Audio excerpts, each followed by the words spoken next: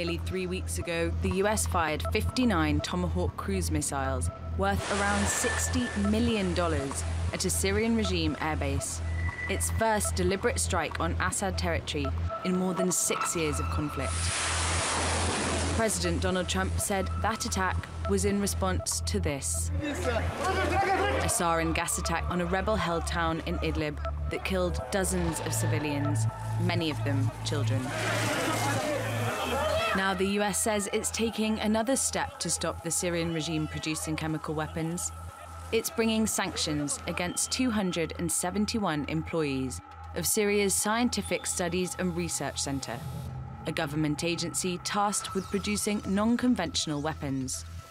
The US is freezing all their assets in America and blocking any American person or business from dealing with them. The United States is sending a strong message with this action that we will not tolerate the use of chemical weapons by any actor, and we intend to hold the Assad regime accountable for its unacceptable behavior.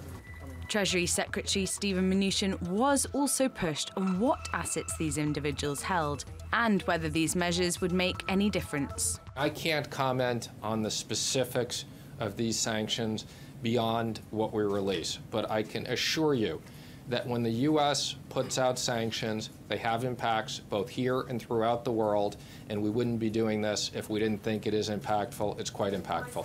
This isn't the first time this scientific agency has been sanctioned directly.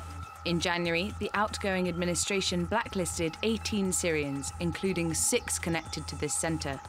That was after the international watchdog, the Organization for the Prohibition of Chemical Weapons, said the regime was responsible for carrying out 3 chlorine gas attacks.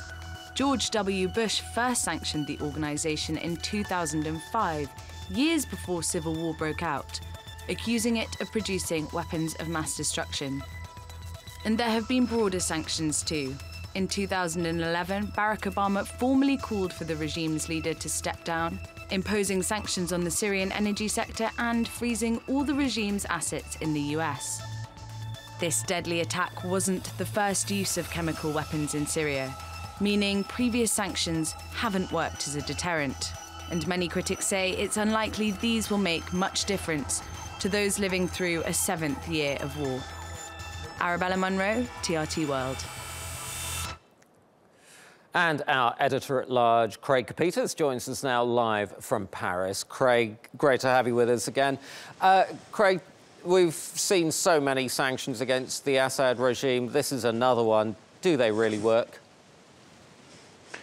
There's an old carnival term called a kayfabe, old carny term. It was used to describe professional wrestling. The pretense that people believed the pretense that it was a sport, not a performance, though everybody knew it was just an artifice. And that's what these sanctions are, a kayfabe, the ability to make people believe in something that is not real. As Arabella's report said, there have been a multitude of sanctions, and they have not done one darn thing to bring down or put a dent in the Assad machine. So it begs the question, I mean, look, the Assad regime keeps on going. Of course, they have a lot of help from a lot of outside forces.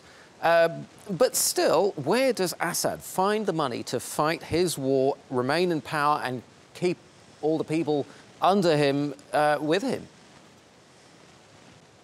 Well, he gets, of course, help from the Russians and the Iranians. What I'm more curious about is how it actually reaches him. And speaking with intelligence people today, you know, these 2 corridors are through Lebanon. No, first one is Lebanon, which intelligence officials say holds in the neighborhood of $30 billion worth of Syrian assets, even from Syrians who have fled the country or Assad satraps are there who can give him cash, or they might not necessarily live in Beirut, but they have accounts there. Now, as far as the foreign cash that comes in from the Iranians, how does it get there? Well, Cyprus. That's what I'm told is the main route to get that cash to him. Now, as far as the goods, luxury goods, food, energy, whatever he needs, that just comes across real easy across the Lebanon border into Syria, into Damascus, and no one can do a darn thing about it. Yeah, we forget sometimes how porous this whole region is and how easy it is to get stuff through borders. One final question, Craig. Are there economic means, then, for the US and the West to hurt the Assad and his regime through economic means in a more effective way, then? Well, economic diplomacy or diplomacy of any sort is the art of saying nice doggy until you can find a rock. But there's no rock here to throw at them.